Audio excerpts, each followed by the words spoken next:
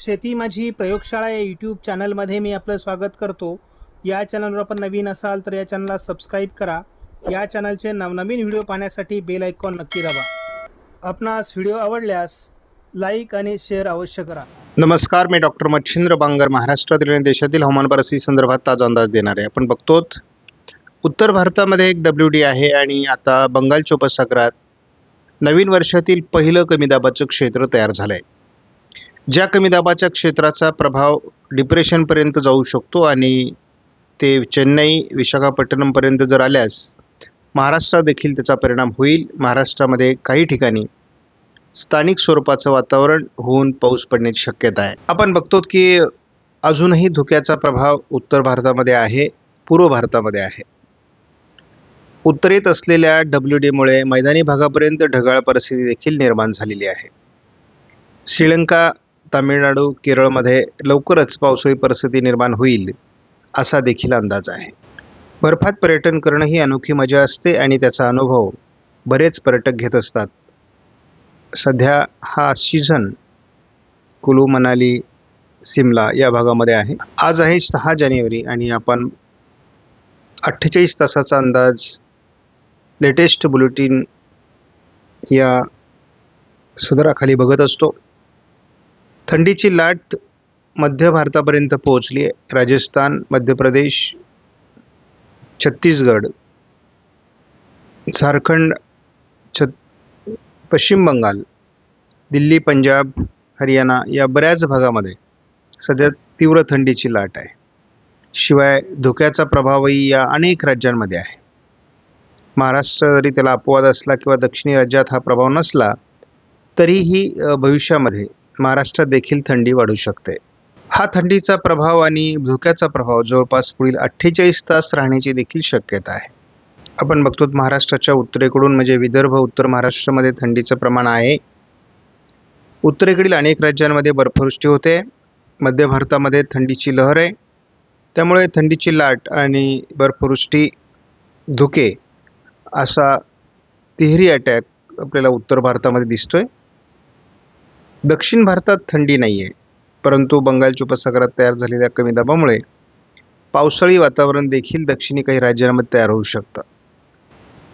आपण बघतो की महाराष्ट्राच्या उत्तरेकडून उत्तर महाराष्ट्र, विदर्भ असं थंडीचा प्रभाव आहे. महाराष्ट्राच्या म्हणजे मराठवाड्यासहित दक्षिणी भागात थंडी कमी आहे, कोकणात थंडी कमी झालेली आहे.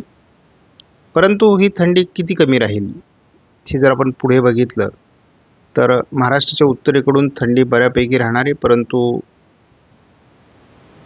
8, 9, 10, 11, 12 तारखेपर्यंत थंडी कमी. याचा अर्थ या दरम्यान ढगाळ परिस्थिती वाढू शकते आणि जे काही बंगालच्या उपसागरामध्ये कमी दाबाचं क्षेत्र तयार झाले त्यामुळे महाराष्ट्रामध्ये ढगाळ परिस्थिती असेल आणि काही ठिकाणी शिडकावा देखील होऊ शकतो. त्यामुळे ज्याची कांदी काढणी चालू आहे त्या ठिकाणी कांदे झाकण्याची देखील व्यवस्था ठेवा. बघितलं की 1 जानेवारीला मुंबई आणि परिसरात पाऊस झालेला आहे. त्यानंतर 4 तारखेला देखील महाराष्ट्राच्या खास करून पुणे आणि अहिल्यानगर जिल्ह्याच्या काही भागामध्ये पण पाऊस झाल्याचं बघितलं तर साधारणपणे हे वातावरण कुठल्याही मॉडेलने दाखवलेलं नव्हतं.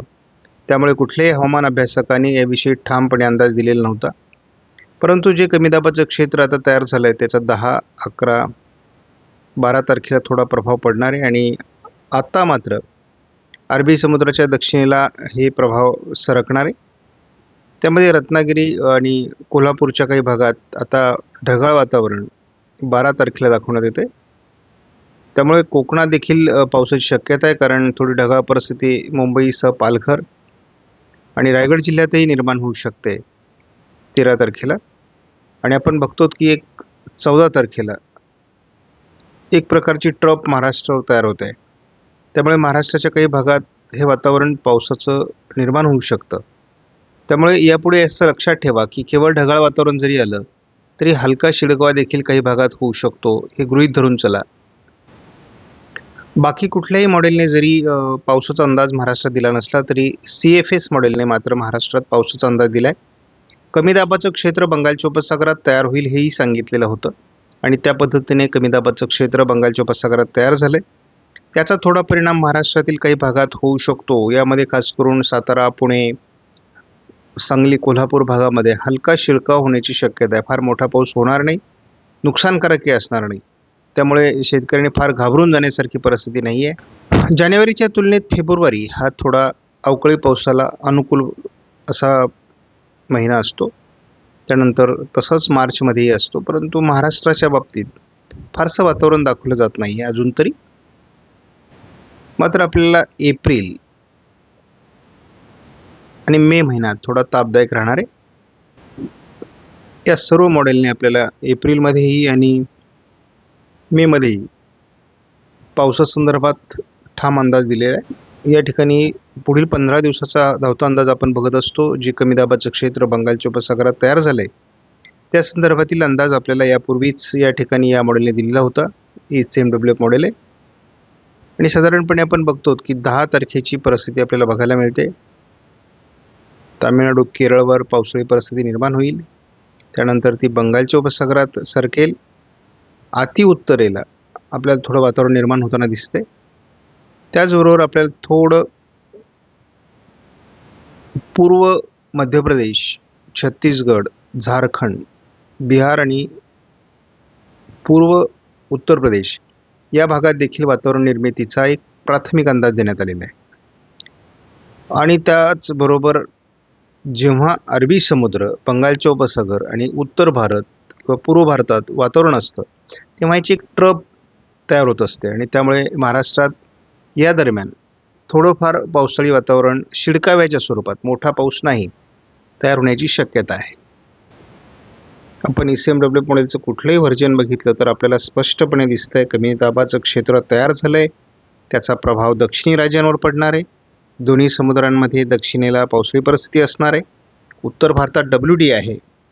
मध्य भारतात जर पावसाळी वातावरण तयार होत असेल तर त्याचा थोडा विदर्भावर परिणाम होईल, हा अंदाज कायम आहे. महाराष्ट्रातील ढगाळ परिस्थितीचा आपण धावता अंदाज या मॉडेलच्या माध्यमातून घेत असतो.